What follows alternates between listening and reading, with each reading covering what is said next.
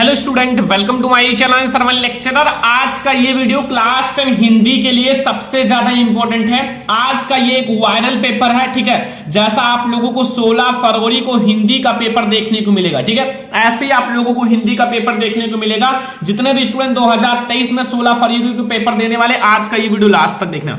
पूरे पेपर का मैं आप लोगों को सोल्यूशन भी बताऊंगा। OMR सीट में मैं आप लोगों को भरकर आप लोगों का पूरा ऑब्जेक्टिव क्वेश्चंस कराऊंगा और पूरे पेपर का सोल्यूशन देख सकते हो। मैंने पूरे पेपर का सॉल्यूशन भी आप लोगों के लिए लाया है। देखो बहुत सारी कॉपियां हैं, ठीक है, जिसमें मैंने आप लोगों का सॉल्यूशन पूरे पेपर का लिखा है, क्योंकि ये पेपर सबसे ज्यादा इंपॉर्टेंट है, ठीक है। ये पूरा सॉल्यूशन है, आप लोग देख सकते हो, ठीक है। तो लास्ट तक जरूर देखना। तो आज के इस वीडियो को लास्ट तक जरूर देखना, लाइक कर देना, शेयर कर देना, अगर चैनल पे नया तो सब्सक्राइब भी कर लेना, ठीक है। ये हमारा हिंदी का एक वायरल पेपर है। सबसे पहले खंड आ रहेगा ऑब्जेक्टिव क्वेश्चंस का। आपके पास देखो समय है 3 घंटे 15 मिनट का। निर्देश है पहला, प्रारंभ के 15 मिनट पर साथी को प्रश्न पत्र पढ़ने के लिए दिया जाता है। दूसरा है खंड आ तथा बा में विभाजित है। तीसरा है खंड आ में सभी बहुविकल्पीय प्रश्न है, जिसका आंसर OMR शीट में आप काले या फिर नीले बॉल पॉइंट पेन से विकल्प को काला करना है, ठीक है। एंड चौथा हमारा निर्देश है खंड आ में सभी बहुविकल्पीय प्रश्न है, तो एक अंक का है। और खंड दूसरा जो हमारा है उसके लिए 2 घंटे निर्धारित है, खंड आ के लिए 1 घंटे निर्धारित है, ठीक है। प्रत्येक प्रश्न के सम्मुख उनके अंक निर्धारित है, मतलब दिए हुए हैं। तो सबसे पहले 20 नंबर का ऑब्जेक्टिव क्वेश्चन है। पहला प्रश्न देखो बहुविकल्पीय रहेगा, जिसका आंसर OMR शीट में देना है, ठीक है। देखो प्रश्न नंबर फर्स्ट है, बाबू गुलाब राय किस युग के लेखक हैं? जो बाबू गुलाब राय हैं वो किस युग के लेखक हैं? ऑप्शन नंबर फर्स्ट है भारतेंद्र युग के, सेकंड है द्विवेदी युग के, थर्ड ऑप्शन है आपका शुक्ल युग एंड 4 है शुक्लांतर युग। तो आप लोगों को OMR शीट दिया जाएगा बोर्ड एग्जाम में। और हमारा पहले का सही जो आंसर है वो मैं आप लोगों को बता देता हूं। पहले का जो हमारा सही है वो कौन सा है? वो हमारा गा वाला ऑप्शन है। कौन सा है? गा वाला, यानी कि शुक्ल युग के हैं। किस युग के? शुक्ल युग के। तो हमारा बाबू गुलाब राय जी जो है वो शुक्ल युग के कवि हैं, ठीक है। तो अब आप लोगों को इसे तीसरा वाला आपको काला करना है पूरी तरह से, ठीक है। तो आप लोगों को ब्लैक वॉल पॉइंट पेन लेना है। देखो इस तरह से मैं आप लोगों को सॉल्यूशन बता रहा हूं। तीसरा हमारा देखो काला है ना, तो ये हमारा बिल्कुल सही है। मैंने इसको देखो बिल्कुल अच्छे से कर दिया। 20 क्वेश्चन है, 20 का आंसर मैं आप लोगों को बता दूंगा, ठीक है। फिर आप लोगों को क्वेश्चन नंबर सेकंड जो है, चिंतामणि किस विधा की रचना है? जो चिंतामणि है वो किस विधा की रचना है? तो हमारा जो दूसरा क्वेश्चन है वो चिंतामणि किस विधा की रचना है, ठीक है। निबंध विधा या कविता विधा या नाटक विधा या कहानी विधा। तो OMR शीट में आपको कैसे भरना है, इसका हमारा जो राइट आंसर है वो है निबंध विधा। किस विधा पे? निबंध विधा, ठीक है। तो ऑप्शन नंबर ए सही है। तो आप लोग देख सकते हो यह हमारा दूसरा क्वेश्चन का ऑप्शन नंबर ए को बिल्कुल काला कर दिया गया, ठीक है। अगला क्वेश्चन देखो, क्वेश्चन नंबर 3 है कि गबन किसकी रचना है? गबन किसकी रचना है बच्चों? ऑप्शन नंबर फर्स्ट है मुंशी प्रेमचंद्र, जयशंकर प्रसाद निराला या हरिकृष्ण प्रेमी। तो ये मुंशी प्रेमचंद्र जी की रचना है, ठीक है। अब आपको केवल काले और नीले पेन का ही यूज करना है बोर्ड एग्जाम में। तो क्वेश्चन नंबर 3 का हमारा ऑप्शन नंबर ए सही है, ठीक है। तो क्वेश्चन नंबर 3 का आप लोग देख सकते हो ऑप्शन नंबर ए हमारा ये बिल्कुल काला कर दिया गया, ठीक है। OMR शीट में ऐसे ही भरना है जैसा मैं आप लोगों को बता रहा हूं, ठीक है। अगला क्वेश्चन देखो, क्वेश्चन नंबर 4। क्वेश्चन नंबर 4 आप लोग देखो स्टूडेंट, इसमें लिखा हुआ है शुक्ल युग की समय अवधि है, ठीक है। ऑप्शन नंबर फर्स्ट है 1936 से 1943, 1919 से 1938 या 1900 से 1918 या उपयुक्त में से कोई नहीं, ठीक है।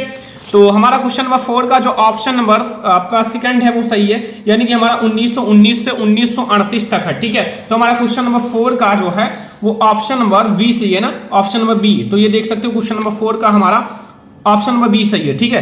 आप लोग देख सकते हो। क्वेश्चन नंबर 5 है, नीड का निर्माण फिर किस विधा की रचना है? सारे क्वेश्चन जितना बता रहा हूं ये वायरल पेपर है, सारा कंप्लीट कर लेना। मैं आप लोगों को पूरे पेपर का सॉल्यूशन बताऊंगा, ठीक है। ऑप्शन नंबर फर्स्ट है जीवनी विधा, आत्मकथा, साक्षात्कार, भेंट वार्ता या फिर रेखा चित्र। तो नीड का निर्माण जो है वो हमारा आत्मकथा विधा है। कौन सा है? आत्मकथा, ठीक है। तो क्वेश्चन नंबर 5 का बी वाला ऑप्शन सही है। तो बच्चों क्वेश्चन नंबर 5 का बी वाला ऑप्शन देख सकते हो, क्वेश्चन आपका सामने आगे लिखा हुआ है। क्वेश्चन नंबर 6 है, प्रिय प्रवास किस युग की रचना है? प्रिय प्रवास जो है वो किस युग की रचना है? ऑप्शन नंबर फर्स्ट है द्विवेदी युग, भारतेंद्र युग या प्रगतवादी युग या छायावादी युग। तो प्रिय प्रवास जो है हमारा वो किस युग की रचना है? द्विवेदी युग की। ऑप्शन नंबर फर्स्ट सही है, ठीक है। ऑप्शन नंबर फर्स्ट हमारा सही है। तो हमारा क्वेश्चन नंबर 6 का ऑप्शन नंबर फर्स्ट देख सकते हो, यानी कि ए वाला बिल्कुल सही है, ठीक है। अगला देखो क्वेश्चन नंबर 7, अब आप लोग देख लो क्वेश्चन नंबर 7, मधुशाला किसकी रचना है? मधुशाला किसकी रचना है? Option number first Ramdhari Singh Dinkar, Haribodh या हरिवंश राय बच्चन या सुमित्रा नंदन पंत। तो स्टूडेंट इसका हमारा सही है हरिवंश राय बच्चन जी, ठीक है। मधुशाला के जो रचनाकार हैं वो है हरिवंश राय बच्चन जी। तो तीसरा वाला हमारा ऑप्शन सही है। क्वेश्चन नंबर 7 का, तो क्वेश्चन नंबर 7 का सी वाला ऑप्शन हमारा सही है। ठीक है, देख सकते हो पूरा मैं आप लोगों को बता रहा हूं पूरा सॉल्यूशन, ध्यान रखना एक भी क्वेश्चन छोड़कर नहीं आना, यहां से बहुत सारे क्वेश्चन आएंगे। भारत भारती किसकी रचना है? भारत भारती सियाराम शरण गुप्त की या मैथिली शरण गुप्त की या जयशंकर प्रसाद या हमारा महादेवी वर्मा? तो मैथिली शरण गुप्त जी की रचना है कौन सा? भारत भारती। ऑप्शन नंबर 2 बिल्कुल सही है। क्वेश्चन नंबर 8 का, तो क्वेश्चन नंबर 8 का हमारा ऑप्शन नंबर 2 सही है। तो ये देख सकते हो आपने वी को बिल्कुल काला कर दिया, बाहर नहीं आना चाहिए, जैसे मैं आपको बता रहा हूं ऐसे ही करना है, और इसमें जितने भी क्वेश्चन है सारा तैयार कर लेना। आधुनिक काल कब से कब तक है? सन 1843 से अब तक, या फिर सेकंड है 1643 से 1843 तक, या थर्ड है 1918 से 1936 तक, या फोर ऑप्शन है 1936 से 1943 तक। ठीक है, तो बच्चों जो आधुनिक काल है वो कब से कब तक है सारे बच्चों को पता होगा, आपका 1843 से अब तक। ऑप्शन नंबर 1 बिल्कुल सही है क्वेश्चन नंबर 9 का। तो क्वेश्चन नंबर 9 का ऑप्शन नंबर 1 सही है। तो ये देखो क्वेश्चन नंबर 9 का ऑप्शन नंबर ए हमारा बिल्कुल सही है, देख सकते हो सारा। ठीक है, अगला क्वेश्चन देखो, हमारा क्वेश्चन नंबर 9 हो गया। क्वेश्चन नंबर 10 पर आ जाओ कि मतीराम किस युग के कवि हैं?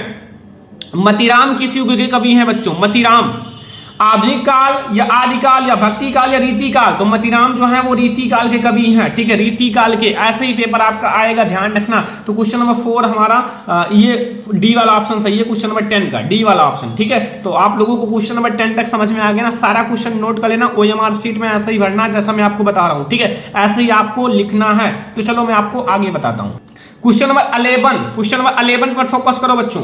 लिखा है हास्य रस का अस्थाई भाव क्या है? हास्य रस का अस्थाई भाव शोक होता है या रति होता है या हास होता है, निर्वेद होता है? तो हास्य रस का अस्थाई भाव हास होता है। ठीक है, हास। तो हमारा ऑप्शन नंबर 3 बिल्कुल सही है, यानी कि सी वाला ऑप्शन क्वेश्चन नंबर 11 का। तो क्वेश्चन नंबर 11 का हमारा सी वाला ऑप्शन सही है, देख सकते हो। ठीक है, अगला क्वेश्चन क्वेश्चन नंबर 12 है सोहत ओढ़े पीठ पटु श्याम सलोने गात मनो नीलमणि शैल पर आपति प्रियो प्रभात। ठीक है, उपयुक्त में कौन सा अलंकार है? उपमा अलंकार, उत्प्रेक्षा अलंकार, रूपक अलंकार या श्लेष अलंकार? तो इसमें हमारा जो है वो उत्प्रेक्षा अलंकार है। कौन सा अलंकार है? उत्प्रेक्षा अलंकार। सेकंड वाला हमारा बिल्कुल सही है क्वेश्चन नंबर 12 का। तो क्वेश्चन नंबर 12 का हमारा बी वाला ऑप्शन बिल्कुल सही है। ठीक है, ध्यान रखना। 13 नंबर क्वेश्चन देखो, रोला छंद में कितने चरण होते हैं? रोला छंद में कुल कितने चरण होते हैं? 3 होते हैं या 2 होते हैं, 4 होते हैं या 5 होते हैं? तो रोला छंद में हमारे 4 चरण होते हैं। कितने? 4 चरण। क्वेश्चन नंबर आपका 13 का सी वाला ऑप्शन सही है। तो क्वेश्चन नंबर 13 का देख सकते हो सी वाला ऑप्शन सही है। ठीक है, समझ में आ रहा ना सारा क्वेश्चन? नोट भी कर रहे हो। अगला क्वेश्चन 14, आकर्षण शब्द में किस उपसर्ग का प्रयोग किया गया है? आकर्षण शब्द में किस उपसर्ग का प्रयोग किया गया है? वी या मान या अक या बड़ा आ? ठीक है, तो आकर्षण में बड़ा आ का प्रयोग किया गया है। ठीक है, हमारा ये वाला डी वाला ऑप्शन सही है क्वेश्चन नंबर 14 का। तो क्वेश्चन नंबर 14 का आप सकते हो यहां डी वाला ऑप्शन को बिल्कुल काला कर दिया गया। ठीक है, ऐसे ही बिल्कुल आपको बोर्ड एग्जाम में लिखना है, ध्यान से समझो। ये पूरा मॉडल पेपर का सॉल्यूशन समझना, आप यहां से 80 से 90% मार्क्स ला सकते हो ऐसे ही। ठीक है, ये हमारा बहुत वायरल पेपर है। प्रत्यय के कितने भेद हैं? 2 या 5 या 6 या 3? प्रत्यय के कितने भेद हैं बच्चों? तो 2 है ना, 2 भेद होते हैं प्रत्यय के। तो हमारा ऑप्शन नंबर ए सही है क्वेश्चन नंबर 15 का। तो क्वेश्चन नंबर 15 का ऑप्शन नंबर ए बिल्कुल सही है, ध्यान से समझ लो। ठीक है, अगला क्वेश्चन देखो, पीतांबर में कौन सा समास है? पीतांबर में कौन सा समास है? कर्मधारय है, द्वंद्व समास, बहुब्रीहि समास या तत्सम समास? तो इसमें हमारा बहुब्रीहि समास है। कौन सा है? बहुब्रीहि समास पीतांबर में। ठीक है, तो हमारा सी वाला ऑप्शन सही है क्वेश्चन नंबर 16 का। तो क्वेश्चन नंबर 16 का हमारा ये देखो सी वाला ऑप्शन बिल्कुल सही है। ठीक है, अगला क्वेश्चन देखो 17, अश्रु शब्द का तत्सम है। अश्रु शब्द का तत्सम आंसू शब्द का तत्सम अश्रु होता है। ठीक है, तो हमारा ए वाला ऑप्शन सही है क्वेश्चन नंबर 17 का। तो क्वेश्चन नंबर 17 का हमारा ए वाला ऑप्शन बिल्कुल सही है। ठीक है, अब हम लोग देखेंगे अगला क्वेश्चन। क्वेश्चन नंबर 18 पर फोकस करना बच्चों। यणि संधि का सूत्र है। ठीक है, आपका आदि गुण या अक सर्वेण दीर्घा या इको याचे या फिर वृद्धि रेची। ठीक है, तो यण शब्द का जो सूत्र होता है वो देखो इसमें यणि आता भी है, देखो बीच में यणि आता है। ठीक है, तो इको। ठीक है, तो ये हमारा सी वाला ऑप्शन सही है। तो क्वेश्चन नंबर 18 का सी वाला। ठीक है, क्वेश्चन नंबर 18 का हमारा सी वाला सही है। ठीक है, पूरा ओएमआर से ऐसे भरना। ठीक है, गलत तरीका सही तरीका सब दिया हुआ है। गलत तरीका ये है काट पीट, ये थोड़ा सा काला करना ऐसा नहीं, सही तरीके से भरना, देख सकते हो सही तरीका भी दिया हुआ है। ठीक है, तो मैंने ओएमआर शीट भरने का वीडियो भी बना दिया है, आप लोगों ने देख भी लिया होगा। अगला देखो 19 नंबर क्वेश्चन, फलस्य शब्द का वचन एवं विभक्ति है। षष्ठी विभक्ति एक वचन, सप्तमी विभक्ति द्विवचन, षष्ठी विभक्ति बहुवचन या चतुर्थ विभक्ति बहुवचन? फलस्य का बताना है बच्चों। फलस्य तो षष्ठी विभक्ति एक वचन, ऑप्शन नंबर ए हमारा सही है क्वेश्चन नंबर 19 का। तो ऑप्शन नंबर ए हमारा सही है। तो ये देख सकते हो मैंने ए वाला बिल्कुल से अच्छे से काला कर दिया है, ठीक है। अब देखो आपठत शब्द का धातु रूप एवं वचन है द्विवचन, प्रथम पुरुष या फिर हमारा प्रथम पुरुष एक वचन, या उत्तम पुरुष बहुवचन, या मध्यम पुरुष, ठीक है। तो इसका हमारा जो राइट आंसर होगा वो क्या होगा, वो है प्रथम पुरुष एक वचन, ठीक है। प्रथम पुरुष एक वचन, ठीक है। तो हमारा सेकंड वाला सही है, बी वाला ऑप्शन। तो देखो बी वाला ऑप्शन सही है, ठीक है। ऐसे OMR शीट में भरना है, ठीक है। और यहां आप लोग अपना हस्ताक्षर भी कर देना, ठीक है। जैसे मैं अपना हस्ताक्षर कर देता हूं, आप लोग अपना करना, ठीक है। सरवण गोस्वामी। और यहाँ कच्छ निरीक्षक का हस्ताक्षर जो कच्छ में रहेंगे उनका, ठीक है। और ये सब कला वाले के लिए बस इतना आपको करना है, ठीक है। यहाँ आप लोग पहला अक्षर और दूसरा अक्षर भर देना, जैसे आपके जो पेपर में रहेगा वैसे लिखा रहेगा ना, BJ ऐसे करके, फिर आपका कोड लिखा रहेगा, वो आप लोग भर देना जो भी रहेगा, ठीक है। तो ध्यान से समझना, ये हमारा हो गया सबसे पहले OMR शीट में जितने भी क्वेश्चन का आंसर देना था। ये सारे 20 ऐसे वायरल क्वेश्चन हैं। ये पूरा मॉडल पेपर, पूरा वायरल पेपर तैयार कर लेना, ठीक है। ये हमारा वायरल प्रश्न है। आपको यहाँ से जो आपको 16 फरवरी को पेपर है बच्चों, यहाँ से बहुत सारे क्वेश्चन देखने को मिलेगा। तो आपसे रिक्वेस्ट है तैयार करके जाना बोर्ड एग्जाम में, ठीक है। अब हमारा आता है 50 नंबर का लिखने वाला प्रश्न, कॉपी में कैसे लिखना है, सब कुछ पूरा सोल्यूशन समझो। देखो वर्णनात्मक प्रश्न खंड बा, ठीक है। सबसे पहले आप लोगों को आपको 6 नंबर का गद्यांश दिया जाएगा। आपका गद्यांश रहेगा, देखो निम्नलिखित जो आपका गद्यांश है पर आधारित 3 प्रश्नों का उत्तर देना है, ठीक है। या कोई बात नहीं कि सिर्फ एक ही स्वभाव और रुचि के लोगों में मित्रता हो सकती है, समाज में विभिन्नता देखकर लोग एक दूसरे की ओर आकर्षित होते हैं। जो गुण, यहाँ देखो अंडरलाइन है, अंडरलाइन वाले का हमें व्याख्या करना पड़ता है, ठीक है। जो गुण हम में नहीं है, हम चाहते हैं कि कोई ऐसा मित्र मिले जिसमें वही गुण हो। चिंताशील मनुष्य प्रफुल्लित चित्त का साथ ढूंढता है, निर्बल बलि का और धीर उत्साही का और उच्च आकांक्षा वाला आप लोगों का चंद्रगुप्त युक्ति और उपाय के लिए चाणक्य का मुंह ताकता था, ठीक है। इसमें आप देखो ये सारे वेरी इंपॉर्टेंट है। 3 क्वेश्चन इससे रिलेटेड रहेंगे, आपके अथवा भी लगा रहेगा, ठीक है। ये देख सकते हो मैंने लिखा है, अभी मैं आप लोगों को समझाऊंगा। देखो अथवा वाला आप कर सकते हो, देखो अगर वो नहीं आता तो ये वाला कर सकते हो, अथवा, ठीक है। हे भगवान, ये बहुत ज्यादा इंपॉर्टेंट था, बहुत ज्यादा इंपॉर्टेंट, इसलिए मैंने इसको बताया है, ठीक है। क्योंकि ये आपके बोर्ड एग्जाम में 100% चांस है कि आएगा, तो इसलिए मैंने इसका सॉल्यूशन दिया है। हे भगवान, तब के लिए विपद के लिए इतना आयोजन, परम पिता की इच्छा के विरुद्ध इतना साहस, पिताजी क्या भीख नहीं मिलेगी? क्या कोई हिंदू भूपृष्ठ पर जीवित नहीं बचा रह जाएगा जो ब्राह्मण को 2 मुट्ठी अन्न दे सके? यह असंभव है, फेर दीजिए पिताजी, मैं कांप रही हूं, इनकी चमक आंखों को अंधा बना रही है, ठीक है। ऑप्शन में आपका क्वेश्चन पूछ रहा है उपयुक्त गद्यांश का संदर्भ लिखिए। सेकंड है गद्यांश के रेखांकित अंश की व्याख्या, और थर्ड है ममता द्वारा किस कार्य को ईश्वर के विरुद्ध बताया गया। ममता यानी कि ममता चैप्टर से लिया गया है, और ममता के लेखक जो हैं वो जयशंकर प्रसाद जी हैं। कौन है? जयशंकर प्रसाद। तो मैं आप लोगों को बता रहा हूं इसको कैसे लिखना है। सबसे पहले आपको बोर्ड एग्जाम की ऐसे सेम कॉपी दी जाएगी, ध्यान रखना, जो मैं आप लोगों को बता रहा हूं सेम कॉपी आप लोगों को ये बोर्ड एग्जाम में दी जाएगी, ठीक है। अब आप लोगों को सबसे पहले खंड बा डालना है, ठीक है। खंड बा, देखो हमारा ये खंड बा है ना, देखो खंड बा से शुरुआत करना है ना, खंड बा से, तो ये खंड बा डाल देना, ठीक है। और फिर आप लोगों को प्रश्नोत्तर संख्या फर्स्ट डालना है, जैसा मैंने डाला है, ठीक है। ऐसे नीचे अच्छे से अंडरलाइन कर लेना, जैसा मैंने अंडरलाइन किया है, ठीक है। अब देखो ये कितना अच्छे तरीके से लिखना है, देखो हे भगवान, मैंने आगे डॉट डॉट डॉट करके ये अंधा बना रही है, इसको डाल देना ताकि पता चले एग्जामिनर की कौन सा कर रहा है, ठीक है। तो हे भगवान डॉट डॉट अंधा बना रही है, ठीक है। पूरा सॉल्यूशन समझो। संदर्भ देखो, प्रस्तुत गद्यावतरण हमारी पाठ्य पुस्तक हिंदी के गद्य खंड में संकलित ममता नामक पाठ से कहानी से उद्गृत है, ठीक है। ममता नामक कहानी से है, और इसके लेखक जयशंकर प्रसाद जी हैं। इसके लेखक कौन है? जयशंकर प्रसाद जी, ठीक है। तो इसमें आप लोगों ने 2 बात देखा होगा। एक तो हमारा हिंदी, आप लोगों का हिंदी को मैंने ब्लैक से लिखा है, हाईलाइट कर देखो, यहाँ आपका पाठ का नाम और जो आपका लेखक का नाम, इसको हाईलाइट कर देना। हाईलाइट करने का मतलब ब्लैक से लिखना। तो ऐसे अगर आप लिखोगे ना, 1 नंबर बोर्ड एग्जाम में नहीं करेगा। तो पूरा सोल्यूशन समझ लो, और ऐसे लिखना भी है, ठीक है। अब रेखांकित अंश की व्याख्या भी करना है। देखो यहां लिखा हुआ है कि परम पिता की इच्छा के विरुद्ध इतना साहस, पिताजी क्या भीख नहीं मिलेगी? क्या हिंदू भूपृष्ठ पर जीवित नहीं बचा रह जाएगा?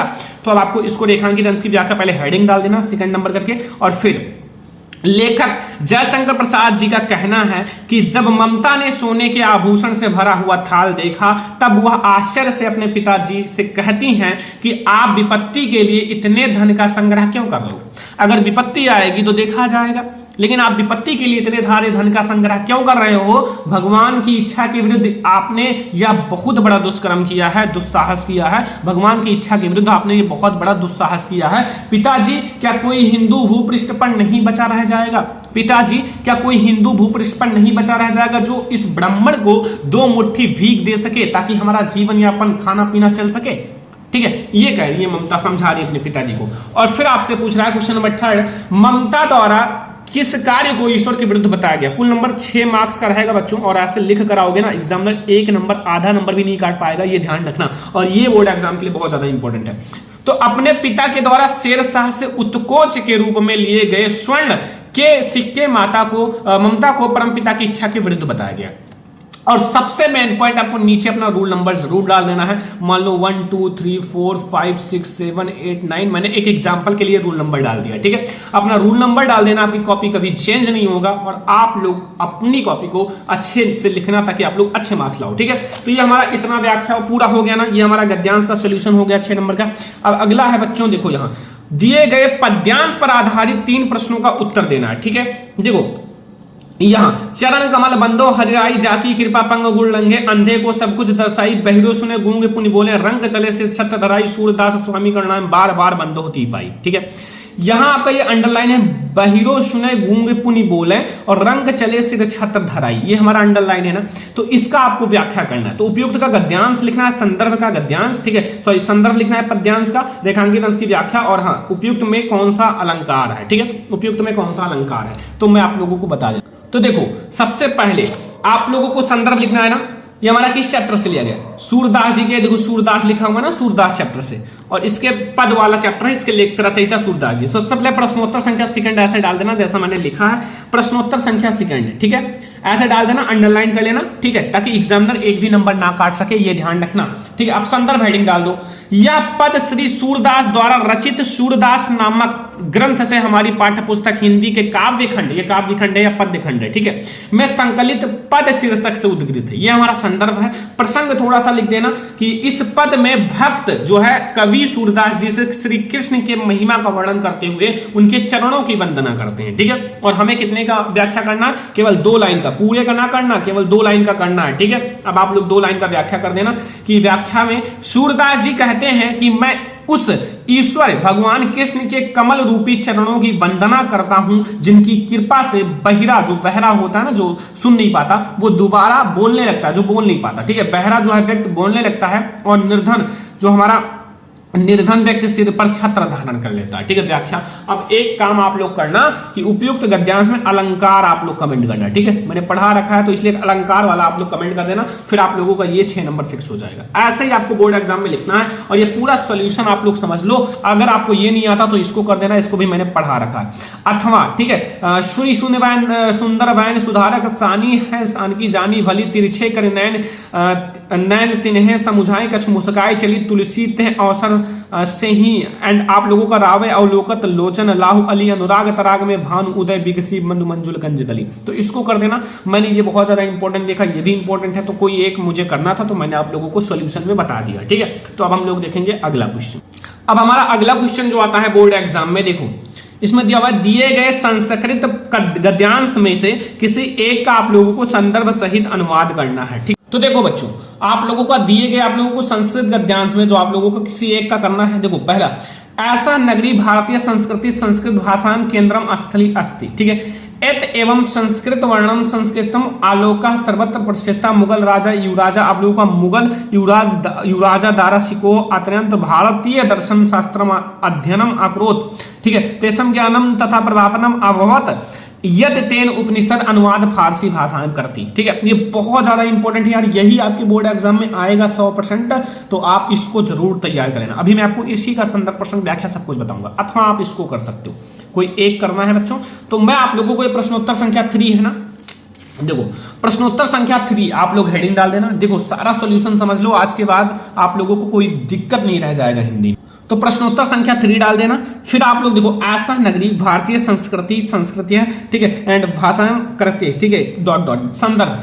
प्रस्तुत गद्यांश हमारी पाठ्य पुस्तक हिंदी के संस्कृत खंड के वाराणसी पाठ से लिया गया। जो वाराणसी पाठ है ना, उसी से लिया गया ना, इसको ब्लैक से लिखना, ध्यान रखना, ये हाईलाइट कर देना, वाराणसी चैप्टर। फिर आगे है संदर्भ, फिर आपका प्रसंग। इस गद्यांश में वाराणसी की ऐतिहासिकता तथा अवस्थिति के विषय में बताया गया है। जो वाराणसी है, वाराणसी की ऐतिहासिकता तथा अवस्थिति के बारे में बताया गया है। ठीक है, अगला व्याख्या समझ लो।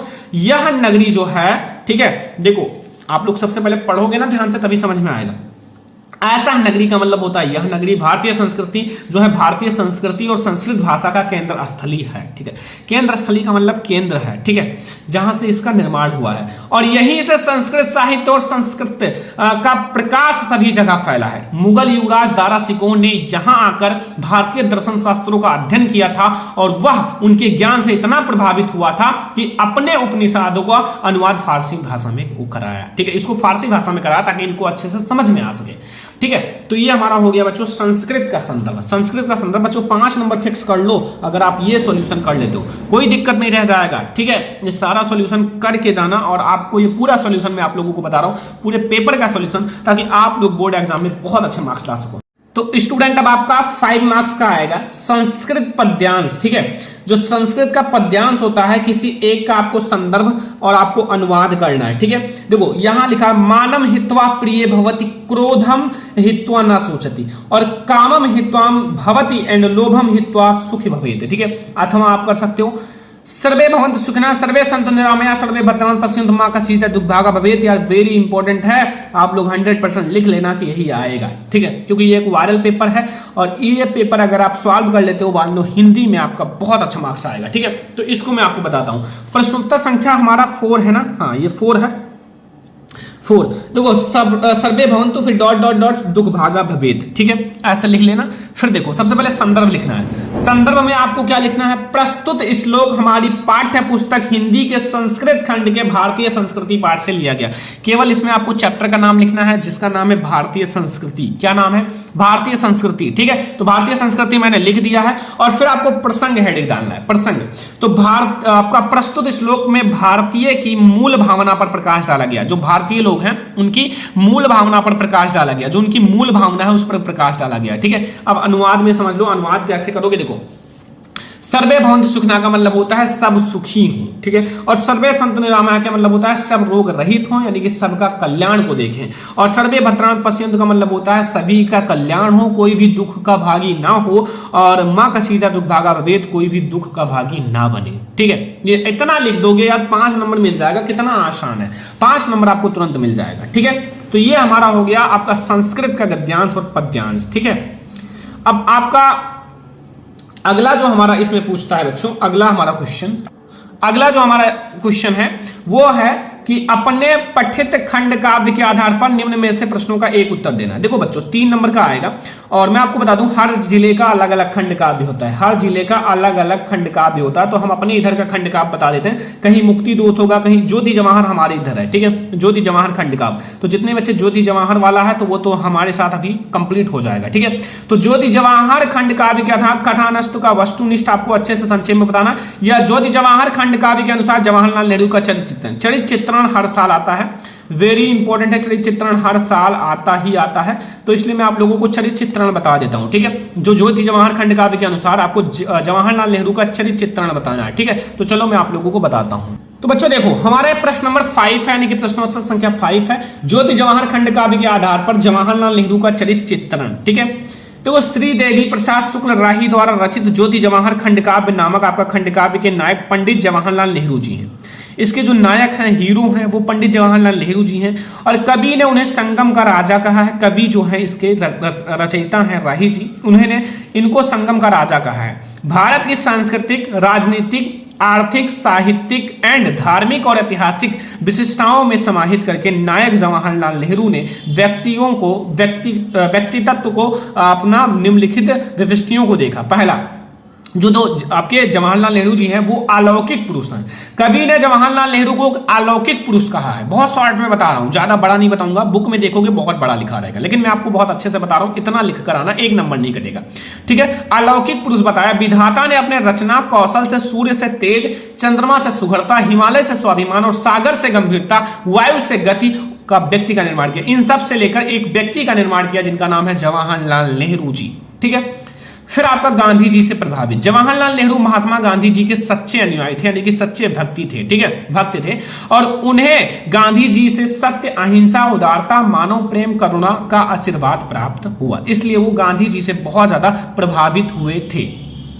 तीसरा पॉइंट हमारा है समन्वयकारी लोकनायक। ज्योति जवाहर जो थे कार्य में उनके विराट व्यक्तित्व में आपका भारत के संपूर्ण धर्मों, सांस्कृतिक, दर्शन, कला, साहित्य और राजनीति के सभी रूपों में अपूर्ण संगम मिलता है, ठीक है। दृढ़ पुरुष नायक जवाहरलाल नेहरू में कठिनाइयों में धैर्य धारण करने की अद्भुत क्षमता थी। देखो 3 नंबर का आएगा, ज्यादा बड़ा लिखने की जरूरत नहीं है, 2 पेज बहुत है, ठीक है। तो ये मतलब कठिनाइयों को भी सरल बना देते थे। जैसे इन्होंने कहा है एक शब्द कि कांटों की नोकों पर खिलना, कि कांटों की नोकों पर खिलना मेरे जीवन की शैली है, ये सब तो आम बात है इनके लिए, और मेरे दिनचर्या पर्वत से लेकर जंगल तक फैली है, पर्वत से लेकर जंगल तक फैली है। फिर 5वां टॉपिक है इसी में, 5वां एक गौरवमय अतिथि के वास्तविक अधिकारी। प्रस्तुत खंड काव्य में नेहरू जी को अतिथि के गौरव के सच्चे अधिकारी के रूप में चित्रित किया गया है। बस इतना लिख देना, आपका एक भी नंबर नहीं कटेगा, ठीक है। बस ये आप लोगों को खंड काव्य आपका कंप्लीट हो गया ना, ठीक है। तो खंड काव्य में आपको इतना ही लिखना है। ज्योति जवाहर अब आपके उधर जो भी है उसे तैयार कर लेना, अगर नहीं पता तो आप लोगों को मैं तैयार करा दूंगा। क्वेश्चन नंबर 6 है कि दिए गए लेखकों में से किसी एक लेखक का जीवन परिचय, उनकी प्रमुख रचना लिखिए। 5 नंबर का डॉक्टर राजेंद्र प्रसाद, जयशंकर प्रसाद, आचार्य रामचंद्र शुक्ल, तीनों में से किसी एक का लिखना है, ठीक है। तो बहुत ज्यादा इंपॉर्टेंट तो है भाई जयशंकर प्रसाद जी, तो मैं आपको जयशंकर प्रसाद जी का बता देता हूँ क्योंकि 100% चांस है कि आएगा ही आएगा, ठीक है। तो जयशंकर प्रसाद जी का मैं आपको बता देता हूँ कैसे लिखना है सब कुछ। ये हमारा प्रश्नोत्तर संख्या 6 है ना, 6 का हमारा का है, ठीक है। 6 का देखो यहाँ, ये प्रश्नोत्तर 6 का है, ठीक है। तो लिखना कैसे, देखो जीवन, सबसे पहले जयशंकर प्रसाद जी डाल देना, प्रश्नोत्तर संख्या डाल ही दिया है। फिर आप लोग जीवन परिचय। जयशंकर प्रसाद जी का जन्म 1889, कहीं कहीं 90 भी लिखा रहता है, इसको ब्लैक से लिखना, हाईलाइट रहे, ठीक है। कहीं कहीं 90 लिखा रहता है तो कोई दिक्कत नहीं। ईस्वी में काशी के प्रसिद्ध सुंघनी साहू परिवार में हुआ था। इनके पिता जो जी थे, पिता बाबू देवी प्रसाद काशी के प्रतिष्ठ और धन्यष्ट व्यक्ति थे। इनकी प्रारंभिक शिक्षा घर पर ही हुई। इनको जो प्रारंभिक शिक्षा है, जो शुरुआत की शिक्षा वो घर पर ही हुई, ठीक है। और पिता जो थे वो देवी प्रसाद काशी के प्रसिद्ध, इनकी प्रारंभिक शिक्षा घर पर हुई तथा स्वाध्ययन से ही इन्होंने अंग्रेजी, संस्कृत, उर्दू, फारसी का श्रेष्ठ ज्ञान प्राप्त किया और साथ ही वेद, पुराण, इतिहास, दर्शन आदि का भी गहन अध्ययन किया, ठीक है। माता पिता तथा बड़े भाई की मृत्यु हो जाने से, मतलब इनके माता पिता बड़े भाई, ठीक है, कुछ दिन बाद मृत्यु हो गई सबकी, और इन्होंने व्यवसाय और परिवार का उत्तरदायित्व संभाल लिया, ठीक है। संभाला ही था कि युवा अवस्था के पूर्व भाभी और एक के बाद दूसरी पत्नी की भी मृत्यु हो गई। विपत्तियों का पहाड़ टूट पड़ा, इनके ऊपर विपत्तियों का पहाड़ टूट पड़ा, ठीक है। इनका परिवार ऋण के बोझ से दब गया, मतलब इनका जीवन बिल्कुल बेकार हो गया था बाद में, ठीक है। तो इनका परिवार जो था ऋण के बोझ से दब गया, इनको विषम परिस्थितियों से संघर्ष करना पड़ा, इनको विषम परिस्थितियों का सामना करना पड़ा, संघर्ष करना पड़ा, साहित्य सेवा में लगे रहे।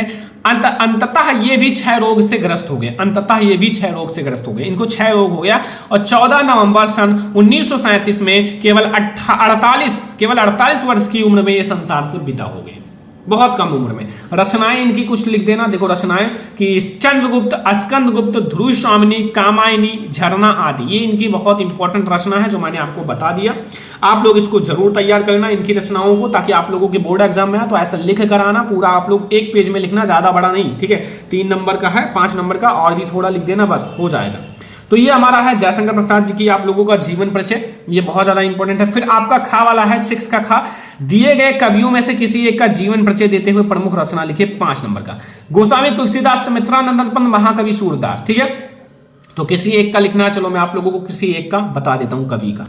अब मैं आप लोगों को बताऊंगा गोस्वामी तुलसीदास जी का, जो कि बहुत ज्यादा इंपॉर्टेंट है, इनकी आप लोगों को जीवन परिचय गोस्वामी तुलसीदास जी का, ठीक है।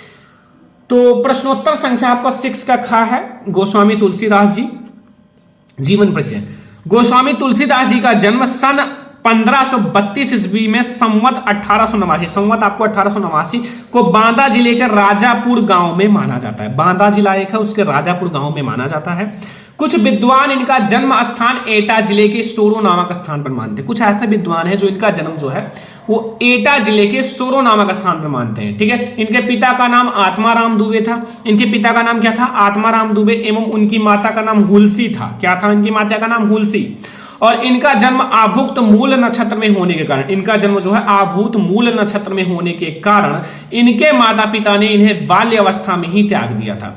ठीक है, इनके माता पिता ने इन्हें बाल्य अवस्था में ही त्याग दिया था और इनको बचपन में ही अनेक कष्टों का सामना करना पड़ा। जो हमारे गोस्वामी तुलसीदास जी हैं उनके बहुत सारे समस्याओं का सामना करना पड़ा। इनका पालन पोषण प्रसिद्ध संत नरिहर दास ने किया था। ठीक है, और ज्ञान एवं भक्ति की शिक्षा प्रदान किया। इनको ज्ञान दिए, भक्ति की शिक्षा दिए। ठीक है, नरिहर दास जी ने बताया था और फिर शिक्षा प्रदान किया। तुलसीदास जी जो है वेद, वेदांग, दर्शन, इतिहास, पुराण आदि में निपुण हो गए थे। इनका विवाह पंडित दीनदयाल बंधु के पाठक की आपका पुत्री रत्नावली से हुई और अपने, ठीक है, इन्होंने अपनी पत्नी से अत्यधिक प्रेम करते थे, मतलब अपनी पत्नी से अत्यधिक प्रेम करते थे।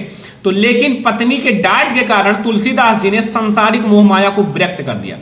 एक बार इनकी पत्नी ने इन्हें डांट दिया था तो ये सारी सांसारिक मोह माया को विरक्त कर दिया। ठीक है, और फिर क्या किए कि श्री राम भक्त भाव जागृत हो उठा और 1574 में इन्होंने सर्वश्रेष्ठ महाकाव्य रामचरित मानस की रचना की। बहुत बड़ा इनका महाकाव्य है रामचरित मानस। और इनकी मृत्यु 1623 ईस्वी में या आपका 1680 विषम के लगभग हुआ। इनकी रचनाएं हैं दोहावली, कवितावली और आपका रामचरित मानस। ठीक है, ये तीन में से किसी एक का लिखना था तो मैंने आपको बता दिया। ठीक है, ये मैंने बहुत ज्यादा इंपॉर्टेंट है तो इसलिए मैंने आपको बता दिया।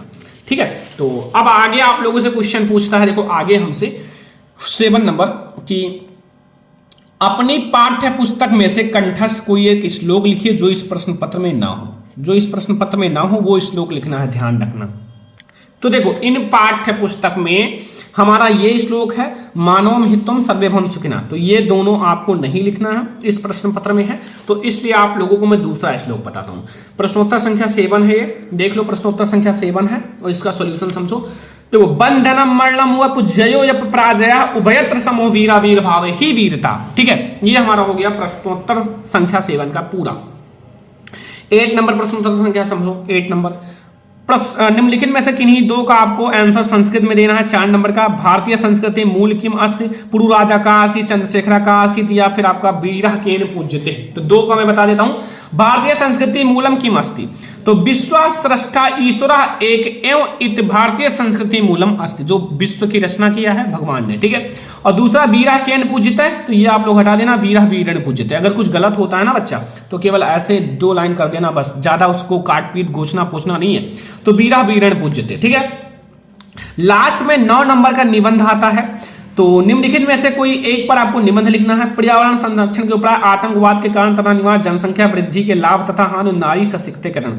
तो हम आपको बताएंगे एक आतंकवाद के कारण तथा निवारण, वेरी इंपॉर्टेंट है। इसमें आपका 2-3 बहुत ज्यादा इंपॉर्टेंट है। ठीक है, तो चलो मैं आपको बताता हूं निबंध कैसे लिखना है बोर्ड एग्जाम में।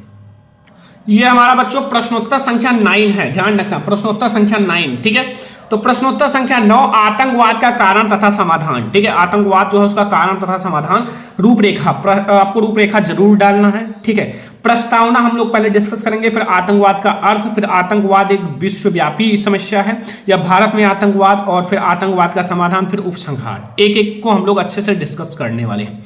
तो सबसे पहले प्रस्तावना, मनुष्य भय से निष्क्रिय और पलायनवादी बन जाता है। ठीक है, बना जाता है, एंड इसलिए लोगों में भय उत्पन्न करके कुछ असामाजिक तत्व अपने नीच स्वार्थों को पूर्ति करने का प्रयास करने लगते हैं। इस कार्य के लिए वे हिंसापूर्ण साधनों का प्रयोग करते हैं। ऐसी स्थितियां ही आतंकवाद का आधार है और आतंक फैलाने वाले आतंकवादी कहलाते हैं। जो आतंक फैलाते हैं वो आतंकवादी कहलाते हैं। ठीक है, फिर हमारा आतंकवाद का अर्थ। ठीक है, तो आतंक धनवाद से बने इस शब्द का सामान्य अर्थ है आतंक का सिद्धांत। इसे यह अंग्रेजी के आपका टेररिज्म शब्द का हिंदी रूपांतरण है। ठीक है, और आतंक का अर्थ होता है पीड़ा, डर, आकांक्षा, आशंका। ठीक है, आशंका। देखो पीड़ा होगा, अगर आतंक होगा तो पीड़ा भी होगा, डर भी रहेगा, कहीं यहां कुछ ना हो जाए, यहां कुछ ना, आशंका भी रहेगा। ठीक है, तो ये हमारा आतंकवाद का अर्थ है। फिर हमारा है बच्चों आतंकवाद एक विश्वव्यापी समस्या। आज जो है लगभग समस्त विश्व में आपका आतंकवादी सक्रिय हैं। ये आतंकवादी समस्त विश्व में राजनीतिक स्वार्थों की पूर्ति के लिए सार्वजनिक हिंसा और हत्याओं का सहारा ले रहे हैं। भौतिक दृष्टि से विकसित देशों में तो आतंकवाद की प्रवृत्ति ने विकराल रूप ले लिया है। ठीक है, किसी देश द्वारा अन्य देश में आतंकवादी गुटों का समर्थन देने की घटनाएं बढ़ेगी और राजनीतिज्ञों का हत्या, विमान अपहरण एंड को समर्थन देने की घटनाएं बढ़ेगी। रासायनिक हथियारों का भी प्रयोग अधिक तेज होगा।